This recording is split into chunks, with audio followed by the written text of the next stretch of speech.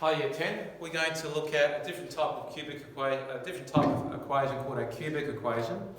Now a cubic equation has a highest power of 3 compared to say a quadratic equation where the highest power is 2. So let's have a look at our first question. Now the first question says find the solution to y cubed equals 64. Now I want you to write that down in your book. I'm going to write the question out again. Now, to get the y by itself, we have to get rid of the power of 3. To do that, we do the opposite of cubing, and that is cube rooting.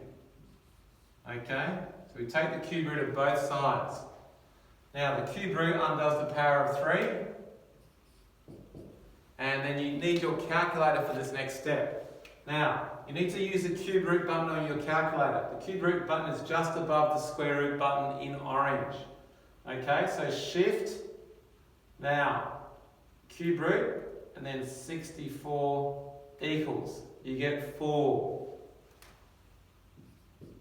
Okay, so your answer is 4. Next question. B cubed equals 50. Now again, I'm going to write down the question so I can draw on top of it. Now, to get the p by itself, I have to undo the power of 3. So I cube root both sides. Cube root both sides. Now, the cube root undoes the power of p, and then I use the cube root button, shift, cube root 50 equals. Now, I'm going to write this down to 2 decimal places, 3.68. Your answers will not always be whole numbers. Now, one thing to point out also compared to yesterday's lesson is you don't need to put a plus or minus sign here. You only do that for square root equations. For cube root equations, there is just one answer at the end. There's not 2. So do not put plus or minus here, just leave it as one answer. Now let's look at the next question. So question number 3, and again I'm going to write out the question just there. And now I need to get the minus 2 away from the x cubed, and there's a time sign in between there. So I'm going to divide by minus 2, divide by minus 2, cancel, cancel. That gives you x cubed equals minus 1,000. Now, same step as before, find the cube root of both sides. Right? Now that 3 should be a little 3. Do not put a big 3 there. The cube root has a little 3 tucked away there in the corner. Okay, now, the cube root undoes the power of 3, so you get x equals. So use your calculator for this. Shift, cube root minus 1,000.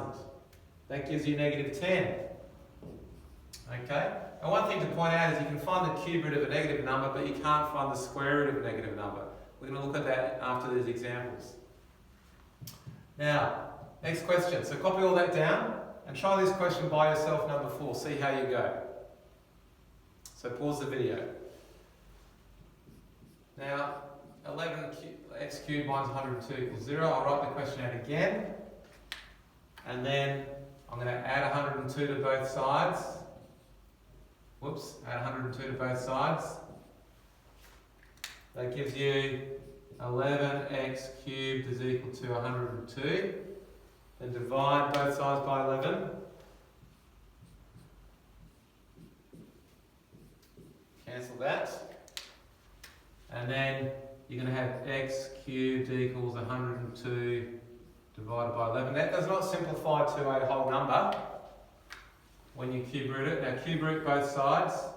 So just leave it as that, cube root. Now, that means x is equal to. Now find the cube root of 102 on 11. So I'm going to go shift cube root 102, fraction button 11 equals, and I'll get 2.1 to 1 decimal place. Put the approximation sign there because you're rounding. Okay, copy all that down and maybe have a go at question 5 by yourself. So I'm just going to write down the question again, so I can draw on top of that. Alright, now 2y cubed on 7, I'm going to times both sides by 7 to get rid of the fraction part. That cancels. Then 2y cubed is equal to 77. Right, and the next step is divide by 2, divide by 2. Cancel that. And then I'm going to have, as my next answer, my next line I'm working out, y cubed equals, now that's going to be, oh that should be minus there, we've got the minus sign there, so that's minus. This is minus 38.5. And then cube root.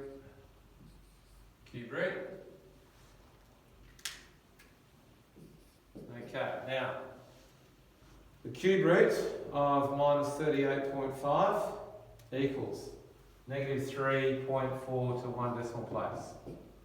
Okay, so those are your questions. So make sure that's copied down. Now, it should be pointed out that there are some questions where you'll be asked to find the exact solution. Now, in those cases, you won't be writing an approximate symbol. So for example, if we came down to this question number 2, the exact solution for this, the exact answer, would be P is equal to, now, not 3.68 because that's the approximate answer, it's P is equal to the cube root of 50. So you just leave the cube root sign there. So when they ask for the exact answer, you're going to leave the cube root sign there and not write a decimal approximation. Okay, so exact answer means you leave the cube root sign there. Now this side is going to talk about square rooting and cube rooting negative numbers. So let's do that over here. So I'll just rub this out, new heading. So make sure you add that last bit to your notes. So square roots and cube roots of negative numbers.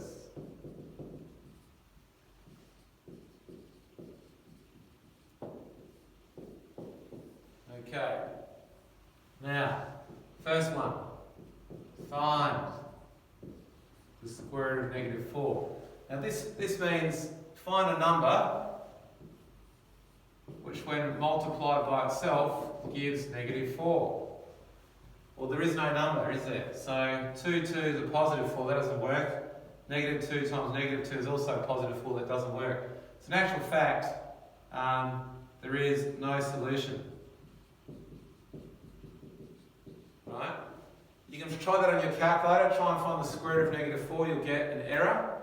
So you need to write down in your notes, you can't find the square root of a negative number.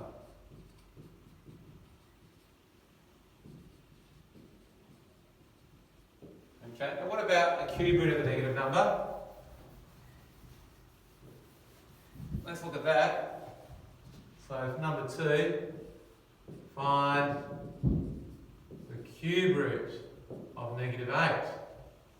Well, can you think of a number which multiplied by itself 3 times gives you negative 8? That's what the cube root is asking. And negative 2 is the answer. Negative 2 times negative 2 times negative 2 is negative 8. Alright? So that's the answer. Cube root of negative 8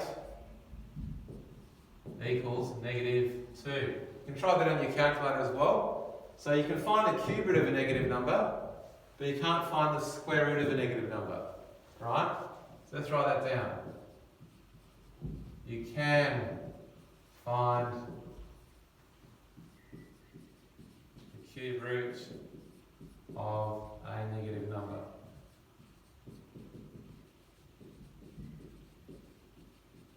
Okay, so that's it for for cubic equations for today.